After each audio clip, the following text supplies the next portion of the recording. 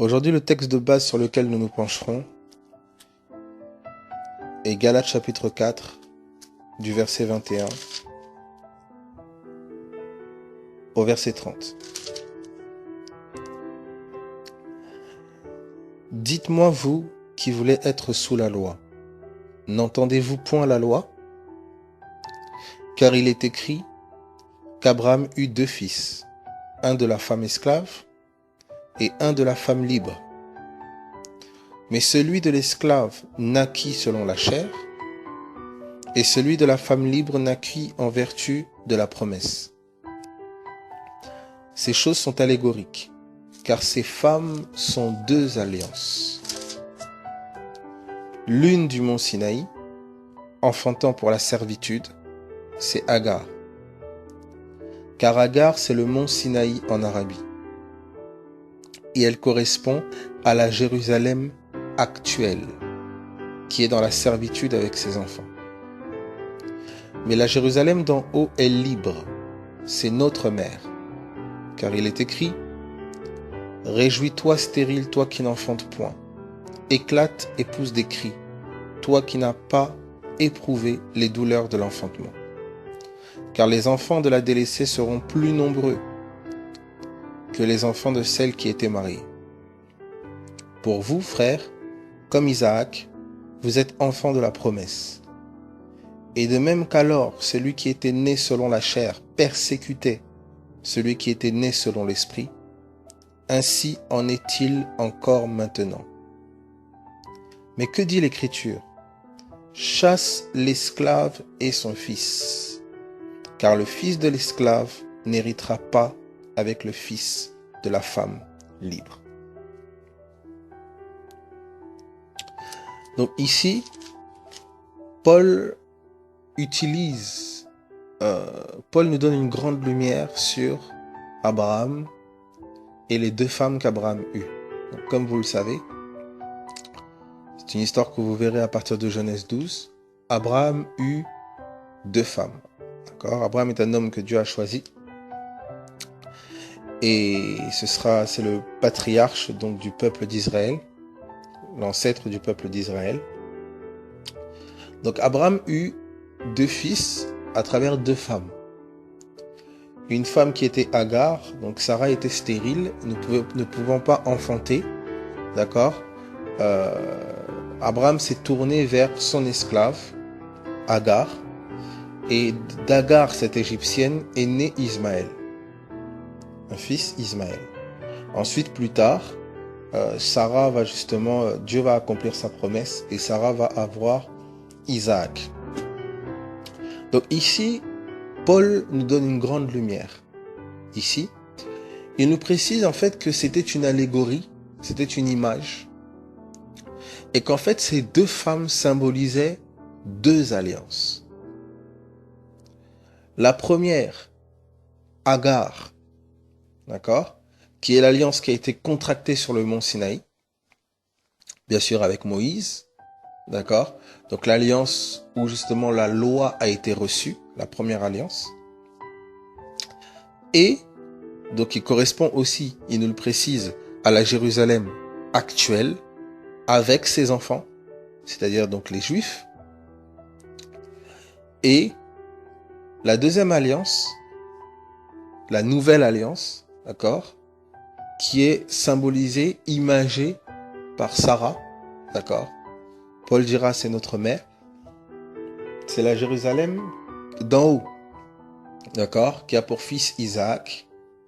Et Paul fait cette comparaison, il dit de la même manière que celui qui est né selon la chair, c'est-à-dire Ismaël, persécutait celui qui est né selon l'esprit, c'est-à-dire Isaac, il en est de même aujourd'hui.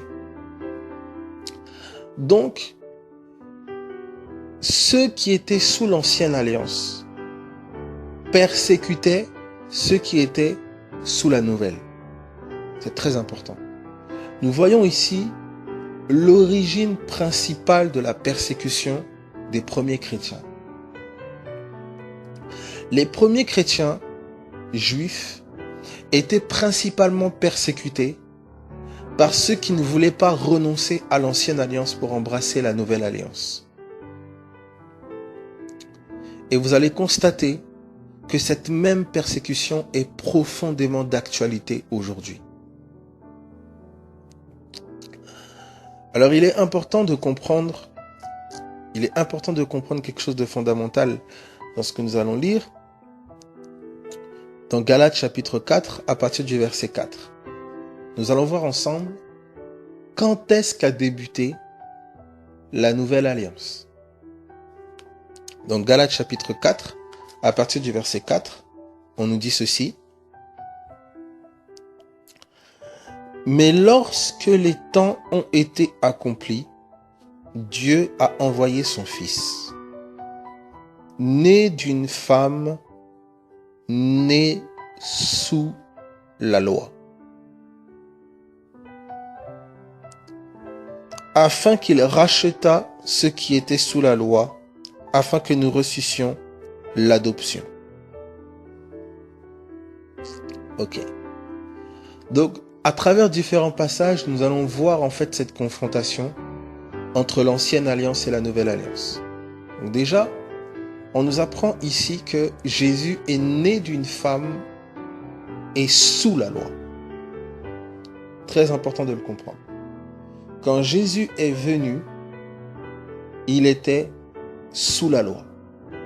C'est ainsi d'ailleurs que le dernier prophète de l'ancienne alliance qui était Jean-Baptiste, Jésus justement s'est fait baptiser par Jean-Baptiste, incarnant en fait, Jésus le précisera, il est le plus grand né d'une femme. Voilà comment Jésus va s'incliner devant Jean-Baptiste, en fait tout simplement en signe de soumission en fait à la juridiction actuelle, en fait, qui était la juridiction de la loi, de l'ancienne alliance. Donc quand Christ est venu, quand Jésus-Christ est venu, il est né d'une femme sous la loi. Jésus était sous l'ancienne alliance. Alors, quand est-ce que la nouvelle alliance va prendre place? Quand est-ce que la nouvelle alliance va débuter? Nous allons prendre des textes encore pour confirmer cela. Prenez avec moi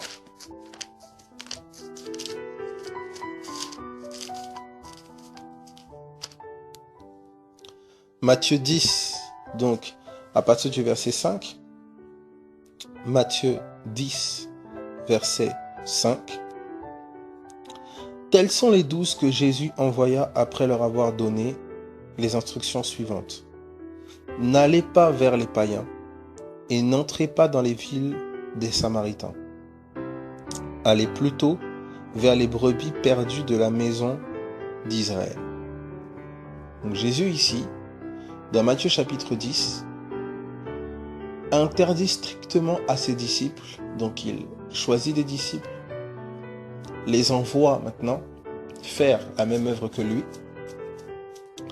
et il leur interdit strictement d'aller vers les non-juifs, c'est-à-dire les païens, et les Samaritains, qui n'étaient pas sous l'alliance mosaïque. D'accord ? On va le voir dans Jean 4. Donc Jésus a choisi ses disciples, d'accord ? Donc on le voit dans Matthieu 10 à partir du verset 5. Et au verset 6, il leur dit « Allez plutôt vers les brebis perdues de la maison d'Israël ». Au verset 7, « Allez, prêchez et dites, le royaume des cieux est proche, guérissez les malades, ressuscitez les morts, purifiez les lépreux, chassez les démons, vous avez reçu gratuitement, donnez gratuitement. » Donc ici, Jésus envoie ses disciples vers les brebis perdues de la maison d'Israël. Souvenez-vous, Galates chapitre 4 nous précise que l'ancienne alliance correspond à la Jérusalem actuelle. Donc c'était une alliance qui avait été contractée, d'accord, avec la Jérusalem actuelle, avec la maison d'Israël. D'accord? Donc nous allons encore avoir quelques lumières par rapport aux Samaritains. Donc on peut prendre Jean 4, hein, tout le monde je pense connaît l'épisode de la femme samaritaine, Jean 4. comprendre encore dans quel contexte nous nous trouvons. Donc, Jean chapitre 4, à partir du verset 7. Jean chapitre 4, verset 7. Une femme de Samarie vint puiser de l'eau. Jésus lui dit, donne-moi à boire. Car ses disciples étaient allés à la ville pour acheter des vivres. La femme samaritaine lui dit, comment toi qui es juif, me demandes-tu à boire, à moi qui suis une femme samaritaine? Les Juifs, en effet, n'ont pas de relation avec les Samaritains. Jésus lui répondit, si tu connaissais le don de Dieu et qui est celui qui te dit donne-moi à boire, tu lui aurais toi-même demandé à boire et il t'aurait donné de l'eau vive. Seigneur, lui dit la femme, tu n'as rien pour puiser et le puits est profond. D'où aurais-tu donc cette eau vive?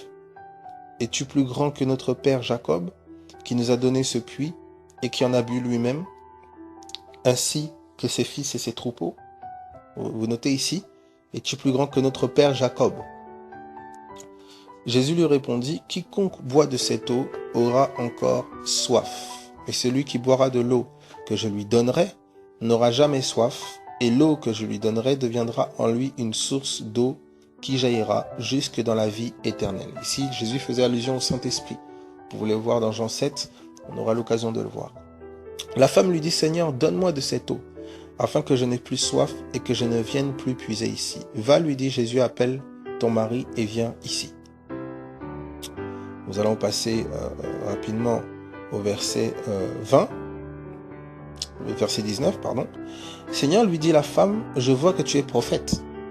Nos pères ont adoré sur cette montagne. Et vous dites, vous qui, les Juifs, que le lieu où il faut adorer est à Jérusalem.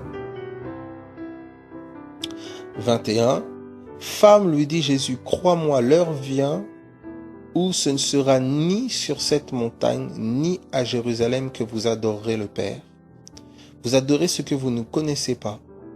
Nous adorons ce que nous connaissons, car le salut vient des Juifs. Mais l'heure vient, et elle est déjà venue, où les vrais adorateurs adoreront le Père en esprit et en vérité, car ce sont là les adorateurs que le Père demande. D'accord?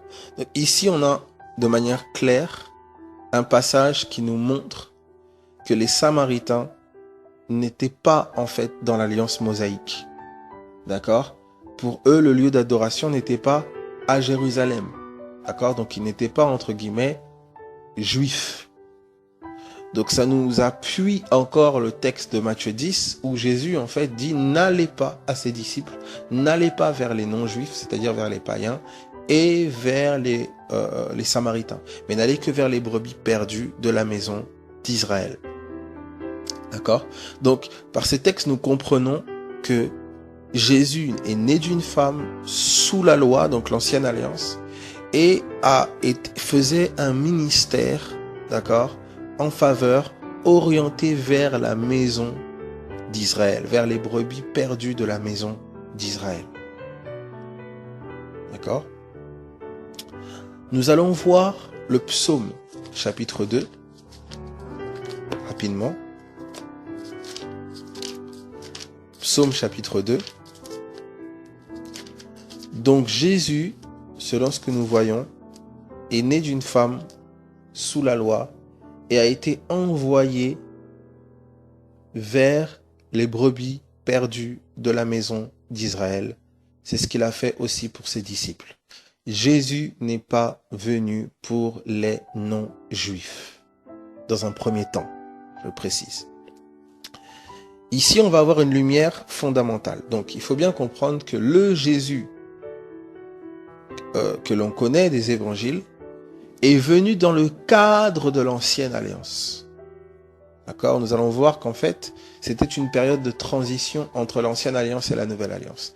Mais lui est venu sous la loi, né d'une femme sous la loi, et s'est soumis à la juridiction de la loi. D'accord? Le baptême de Jean-Baptiste nous en témoigne. Maintenant, le psaume chapitre 2 va nous préciser quelque chose de fort. Il nous est dit, au psaume chapitre 2, verset 5. Puis il leur parle dans sa colère, il les épouvante dans sa fureur. C'est moi qui ai oint mon roi sur Sion, ma montagne sainte. Je publierai le décret. L'Éternel m'a dit, tu es mon fils, je t'ai engendré aujourd'hui. Demande-moi et je te donnerai les nations pour héritage, les extrémités de la terre pour possession. Tu les briseras avec une verge de fer, tu les briseras comme le vase d'un potier. Donc à travers le psaume 2, nous voyons ici qu'une promesse a été faite à celui que Dieu appelle son oint, son roi et son fils. Donc, nous savons que c'est Jésus-Christ. Et il est dit, je t'ai engendré aujourd'hui, tu es mon fils. Verset 7, tu es mon fils, je t'ai engendré aujourd'hui. Demande-moi et je te donnerai les nations pour héritage. Voilà la promesse faite au fils. Donc il y a un moment particulier ici où Dieu engendre son fils et qu'il lui dit, demande-moi les nations, je te les donnerai en héritage. Et il lui dira, tu les briseras avec une verge de fer. Autrement dit, tu gouverneras sur elles. Donc ce texte ici nous témoigne que les nations ont été données en héritage au Fils de Dieu. La question c'est, quand? Prenons pour cela Acte 13, à partir du verset 32. Acte 13, 32. Et nous annonçons cette bonne nouvelle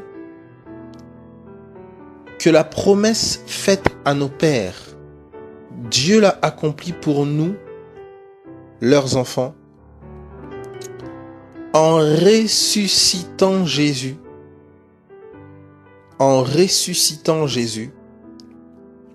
selon ce qui est écrit dans le psaume 2.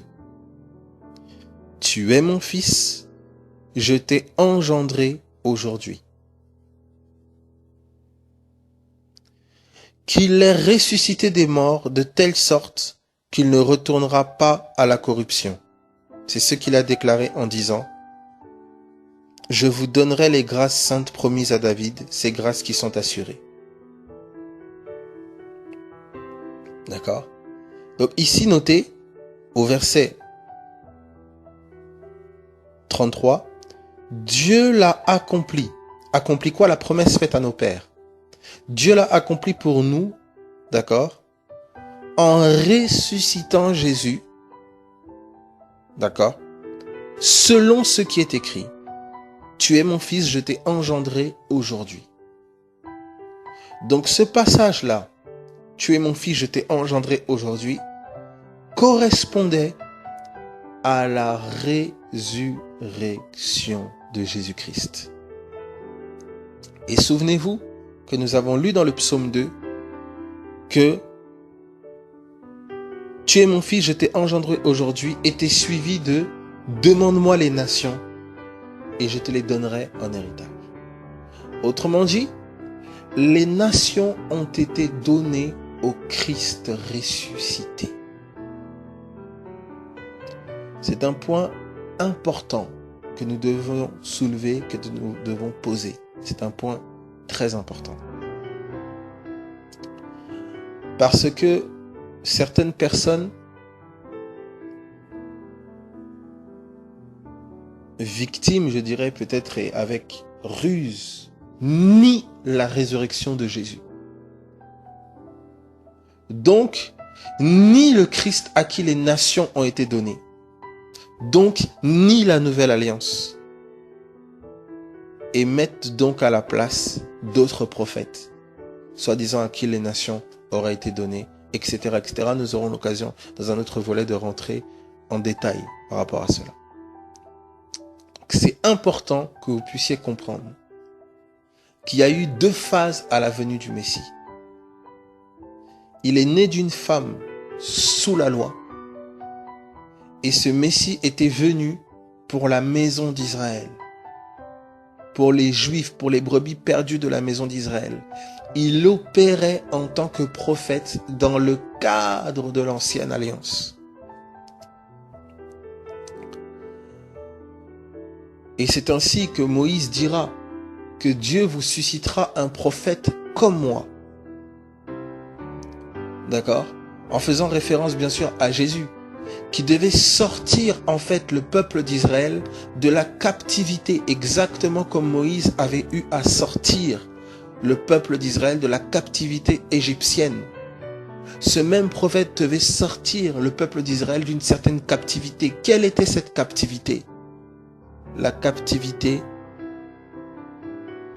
de la loi de l'ancienne alliance. Souvenez-vous que cette sortie de captivité prendra 40 ans dans le désert, où Moïse, pendant 40 ans, va conduire Israël dans le désert pour qu'Israël puisse rentrer dans le pays de la promesse. Et vous noterez que dès la résurrection du Christ, sa mort et sa résurrection, il va y avoir une sortie littéralement du peuple d'Israël, de l'ancienne alliance, pour entrer pleinement dans la nouvelle.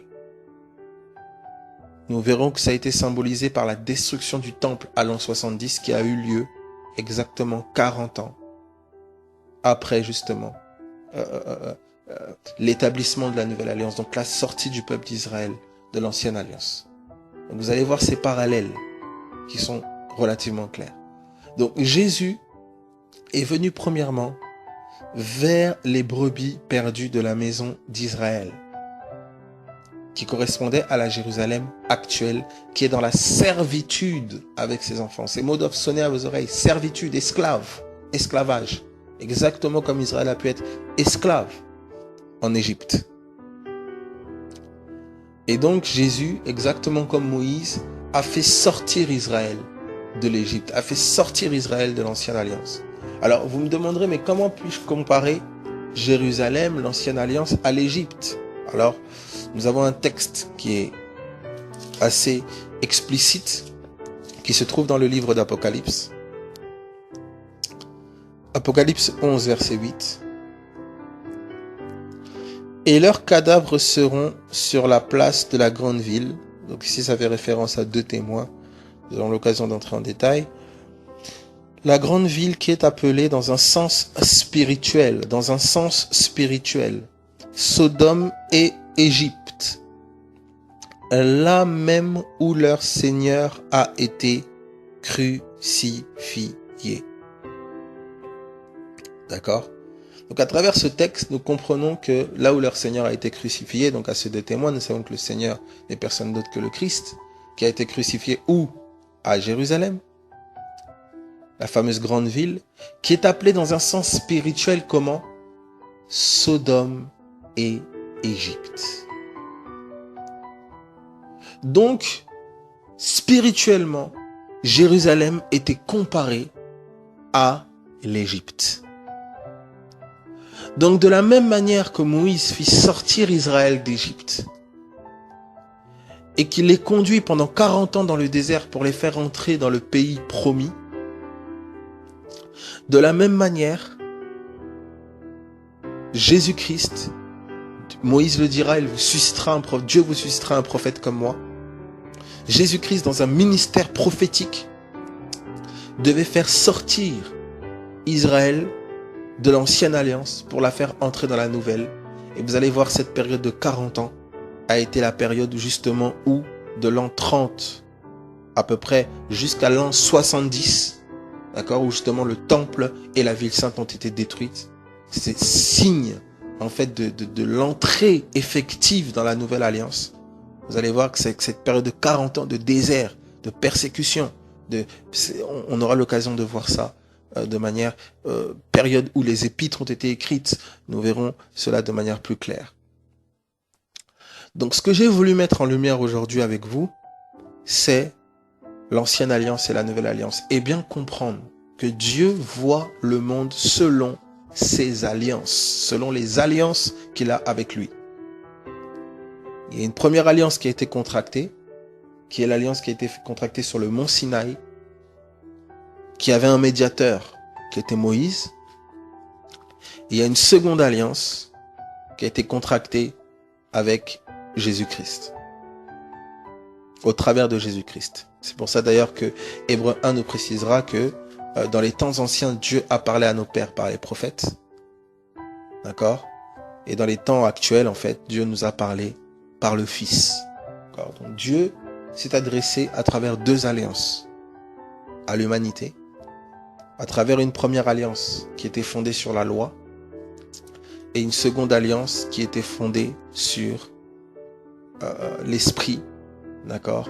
Sur Jésus-Christ, nous le verrons dans un prochain volet.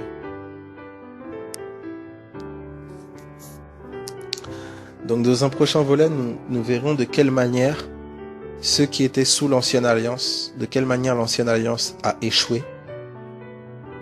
D'accord? De quelle manière ceux qui étaient sous l'ancienne alliance devaient être jugés. D'accord? Et de quelle manière Dieu, dans son amour, dans sa souveraineté, va nous faire entrer dans la nouvelle alliance et qu'il va justement introduire les non-juifs, les samaritains et le monde entier dans cette nouvelle alliance. Que Dieu vous bénisse.